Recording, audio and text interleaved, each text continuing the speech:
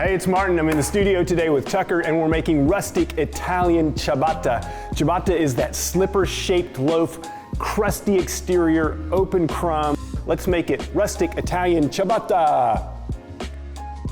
Okay, all good ciabatta begins with a pre-ferment, and the most sort of revered, famous, classic pre-ferment to use with ciabatta and other Italian breads is a biga, B-I-G-A, biga. What is a biga? A biga is a yeasted, stiff pre-ferment. That means, when I say stiff, I mean like dough consistency. And the purpose of it is just to create flavor. We set the pre-ferment, it rises overnight, and it's basically like a bouillon cube of fermentation flavor. It boosts flavor. How do you make great ciabatta? You start with a pre-ferment. We're gonna make a biga. This is how you do it.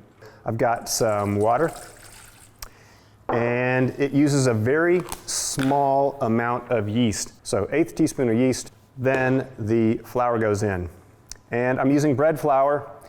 Bread flour is really good in this, for this bread, and similar to the reasons that it's really good for something like pan de cristal. We have a lot of water and we need a nice strong dough environment to sort of hold the loaf up in spite of all that water. So it's how we're gonna produce that open crumb, is by using bread flour and a lot of water.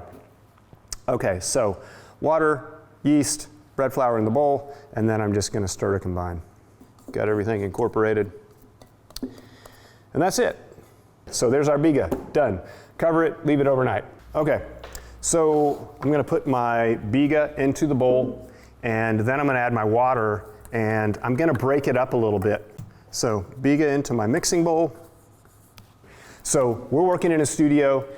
By nature, it's cool in here. In order to manage or guide good fermentation, this water is 110 to 115 degrees Fahrenheit. It's at the high end of what we normally use for doughs, because I know that the flour is cool, the biga is cool, the room is cool, all of these factors. So I'm warming the water to make sure that I come out with something that's in a reasonable range for good fermentation. And once I have the water in, then I'm just gonna go in with my hands and just break up the biga. So you can see I've got this pretty well dispersed. It's not perfect, but it's good enough because we're gonna mix it some more.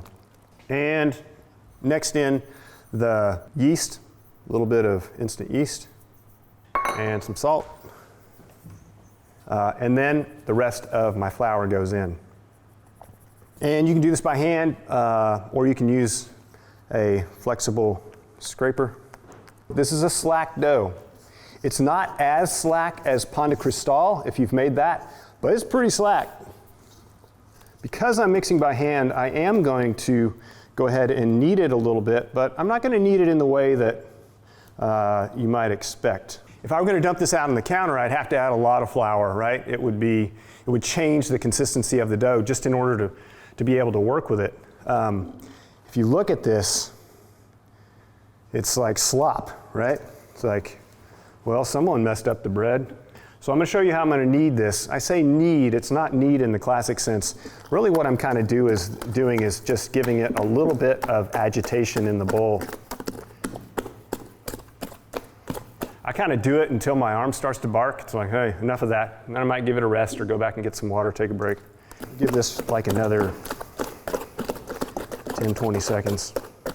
You know, ciabatta is like everything that I want in a baguette in terms of crusty, open structure, but honestly with a little bit more flavorful crumb, and a lot less work. You don't have to worry about scoring. You don't have to worry about delicate shaping. Steaming is nice with ciabatta, but not entirely necessary. To me, it kind of like delivers what you want from a baguette, but with a lot less effort, I think. Okay, so see you in an hour when we're gonna fold this. Bye, y'all. Handshake. Okay, dough's had about an hour.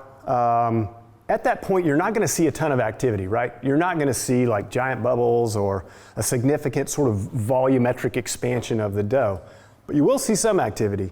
And when I look in here, I see some bubbles starting to form and the dough's sort of starting to inflate a little bit. Now I have something that's got almost like a rubbery quality. We call that elasticity.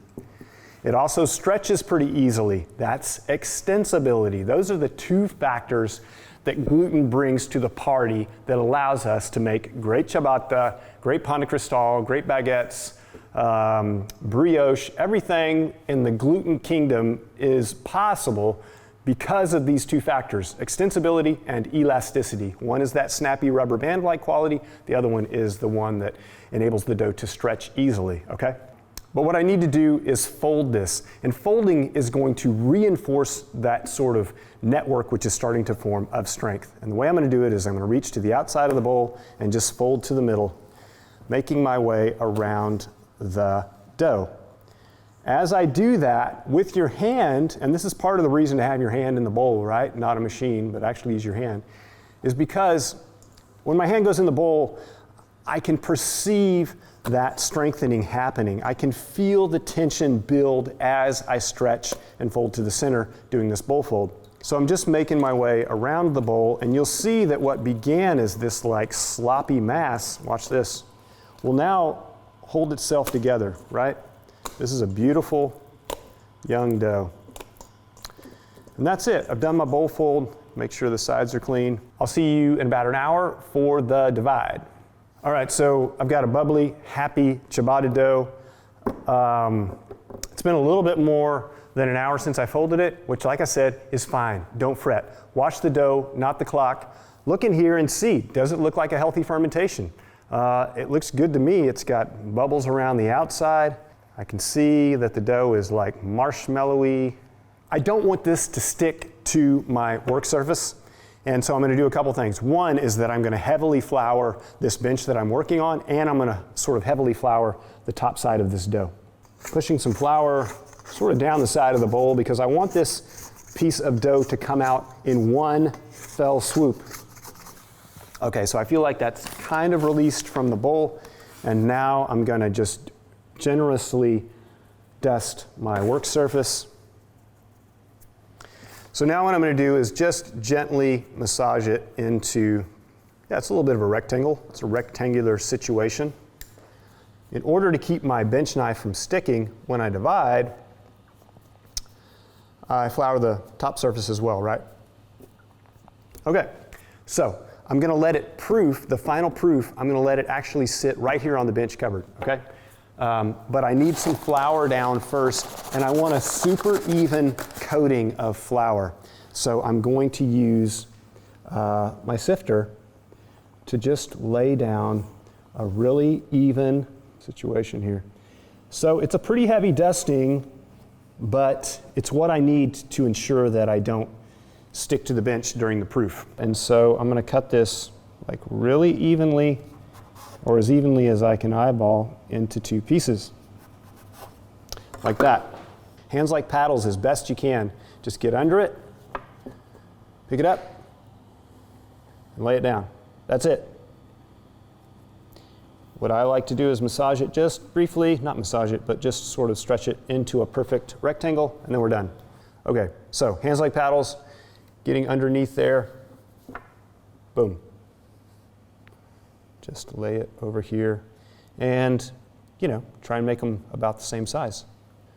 One note, while these are doing their final proof, you do want to cover them. So loosely with whatever you have. I've got these nice plastic lids. That's a good option. Alternatively, if you have like a food safe can liner or something like that, food safe trash bag, you can loosely drape that over and that will work as well. You don't want them to dry out. You want them to not dry out. So just avoid that. Okay. Happy nappy.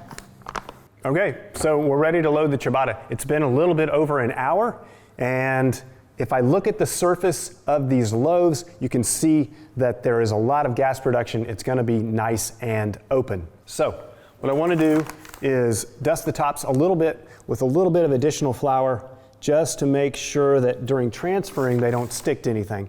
If they stick to anything, it's going to impact the structure, right? It's going to sort of cause a little bit of like malformation. So again, working with hands like paddles, I'm just going to roll this forward, and then I'm going to gently lift it up and set it on my parchment-lined sheet tray. And then I'm going to do the other one. Again, same thing, hands as paddles, trying to work as gently as possible. I'm inverting them, and then I'm moving them over. Okay, so now those are ready to be loaded. I'm going to slide them off this tray onto a baking stone which has been really well preheated. It's a nice hot oven. And then I'm going to add some water. I have some cast iron pans in the bottom of the oven. I'm going to add some water just to give this steam during the baking process. It's going to help them rise a little bit more fully, and it's going to sort of heighten that crispness of the crust.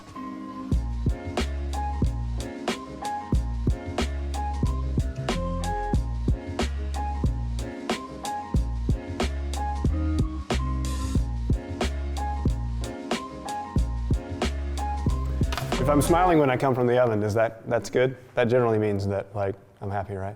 It's got good color. The crust is firm and crisp.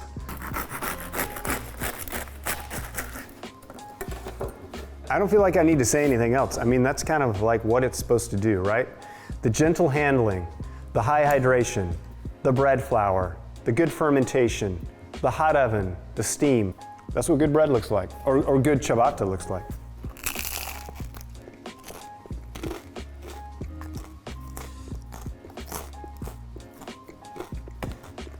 That should just be the video.